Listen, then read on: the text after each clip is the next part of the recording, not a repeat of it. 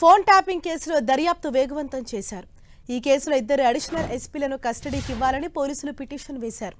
భుజంగరావు, తిరుపతన్నను వారం రోజులు కస్టడీకి ఇవ్వాలని నాంపల్లి కోర్టులో పిటిషన్ వేశారు. దీనిపై రేపు విచారణ జరగనుంది. మరోవైపు ఫోన్ ట్యాపింగ్ వ్యవహారంలో ప్రభాకర్ రావు టచ్లోకి వచ్చినట్లు తెలుస్తోంది. అమెరికా నుంచి ఓ ఉన్నతాధికారికి కాల్ చేసినట్లు సమాచారం. జూన్ లేదా జూలైలో తిరిగి హైదరాబాద్కు వస్తానని ప్రభాకర్ రావు తెలిపారని తెలుస్తోంది. ఇప్పుడు ప్రభుత్వం చెప్తే పోలీసులు ఎలా పనిచేస్తున్నారో అప్పుడు ప్రభుత్వం ఏది చెప్తే అది చేశానని ప్రభాకర్ రావు అన్నట్లు సమాచారం.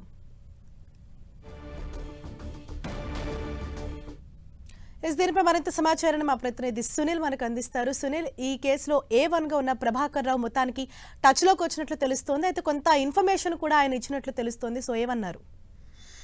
ప్రస్తుతం రాష్ట్ర వ్యాప్తంగా తీవ్ర దుమారం రేపుతున్నటువంటి ఫోన్ ట్యాపింగ్ కేసులో ఇప్పటికే మనం చూసాము.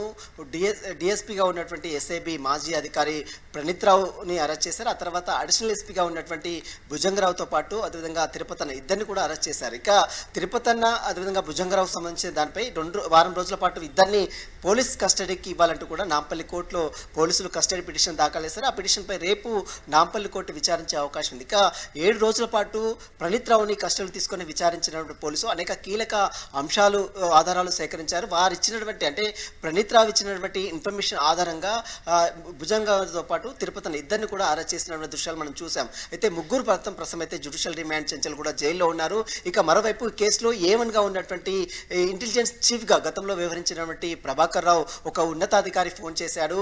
తాను జూన్లో లేదా జూలైలో ఇక్కడికి వస్తాను, అయితే ఇప్పుడు ప్రభుత్వం చెప్తే ఏ విధంగా అధికారులు పనిచేస్తున్నారో అప్పట్లో ప్రభుత్వం చెప్తే తాము కూడా అదే విధంగా పనిచేశాము. తాను క్యాన్సర్ సంబంధించిన చికిత్స కోసం అమెరికా వెళ్ళాను, అయితే దీనికి సంబంధించిన ఇంట్లోకి వెళ్ళి సోదాలు చేయడం ఇదంతా కూడా ఒక అధికారి ఇంట్లో గతంలో పనిచేసినటువంటి ఒక అధికారి ఇంట్లోకి వెళ్ళి సోదాలు చేయడం మాత్రం దాన్ని వ్యతిరేకించడం జరిగింది. దీనిపై త్వరలోనే తాను జూన్లో కానీ జూలై కానీ వచ్చిన తర్వాత తాను పూర్తి వివరణ కూడా ఇస్తానని మాత్రం ఒక అధికారికి ప్రభాకర్ రావు చెప్పినట్టు కూడా సమాచారం తెలుస్తుంది. మొత్తం మీద ఈ కేసులో మొత్తం ప్రభాకర్ రావే చెప్తే చేశామని మాత్రం ఇప్పటికే ఎస్ఐబి మాజీ డిఎస్పీగా ఉన్నటువంటి ప్రణీత్ రావు కావచ్చు, మరోవైపు అరెస్ట్ అయినటువంటి అడిషనల్ ఎస్పీ భుజంగరావు కావచ్చు, తిరుపతన్న కావచ్చు, వీరు ముగ్గురు కూడా పదే ఒకటే చెప్తున్నారు. పై స్థాయి అధికారులు ఇచ్చినటువంటి ఆదేశాలకు అనుగుణంగానే తాము వ్యవహరించాము, తాము పనిచేశామని చెప్తున్నారు. కానీ ఈ కేసులో వారు చెప్పకుండా చాలా మంది బిల్డర్లకు కానీ, రియల్ ఎస్టేట్ వ్యాపారులకు కావచ్చు, బంగారు వ్యాపారులకు కావచ్చు, ప్రతిపక్ష నేతల ఫోన్ ట్యాపింగ్ కావచ్చు, కొంతమంది అధికారులకు సంబంధించిన ఫోన్లు కావచ్చు, ఇదంతా కూడా ట్యాప్ చేసి 100 కోట్లు దండుకున్నారనేటువంటి ప్రధాన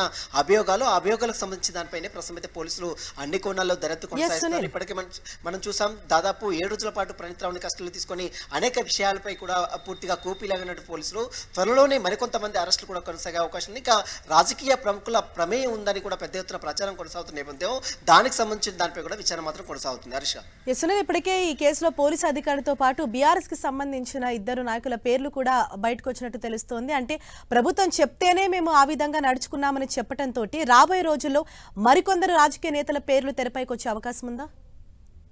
ఎందుకంటే ఇప్పటికే మనం చూసాం, 7 రోజుల పాటు ప్రణీత్ రావుని పోలీసు వాళ్ళు కస్టడీలు తీసుకొని విచారించిన తర్వాత దాంట్లో ఇద్దరు పేర్లు బయటకు వచ్చాయి. అందులో భూపాలపల్లి అడిషనల్ ఎస్పీగా ఉన్నటువంటి భుజంగరావు కావచ్చు, తిరుపతన్న కావచ్చు, వీరు గతంలో ఎస్ఐబి ఇంటెలిజెన్స్లో చాలా కీలక బాధ్యతలు చేపట్టారు.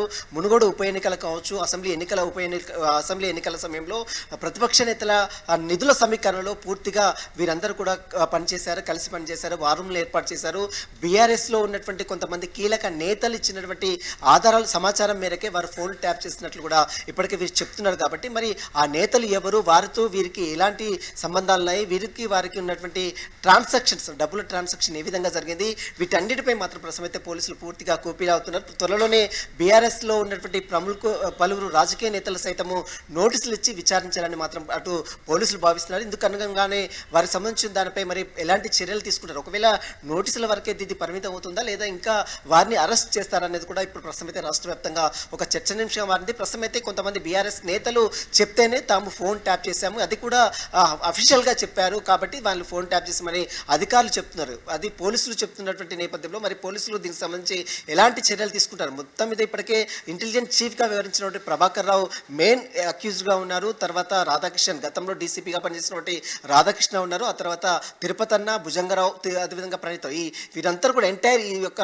బ్యాచ్ మొత్తం కూడా ఒక స్పెషల్ టీమ్గా ఫామ్ అయి మొత్తం కూడా కూడా తమ సామాజిక వర్గానికి చెందినటువంటి టీంని ఏర్పాటు చేసుకొని మొత్తం ఈ ఫోన్లు ట్యాప్ చేసినట్లు కూడా తెలుస్తుంది. పలువురు బంగారం వ్యాపారులు, రియల్ ఎస్టేట్ వ్యాపారులు, అదేవిధంగా కొంతమంది రాజకీయ ప్రముఖులు వీరంతా కూడా ఎక్కడికి వెళ్తున్నారు, వీరు నిధులు ఏ విధంగా సమకూరుస్తున్నారు, వీటన్నిటిపై మాత్రం ఎప్పటికప్పుడు ఫోన్లు ట్యాప్ చేసి వాళ్ళ డబ్బులు మొత్తం కూడా సీజ్ చేసే విధంగా వీరందరూ కూడా ప్రయత్నాలు జరిపారు. కాబట్టి ఇంత కేసులో ఖచ్చితంగా ఫర్దర్ గా బీఆర్ఎస్ నేతలు ఎవరున్నారు, అదేవిధంగా ఇంటెలిజెన్స్ చీఫ్ గా వ్యవహరించిన ప్రభాకర్ రాయ్పై ఎలాంటి చర్యలు తీసుకున్నారని మాత్రం వేచి చూడాల్సి చెప్పొచ్చు. ప్రస్తుతం అయితే రేపు మాత్రం భుజంగరావుతో పాటు తిరుపతి అన్న పిటిషన్ పై కూడా నాంపల్లి కోర్టు విచారించే అవకాశం ఉంది. Thank you Sunil.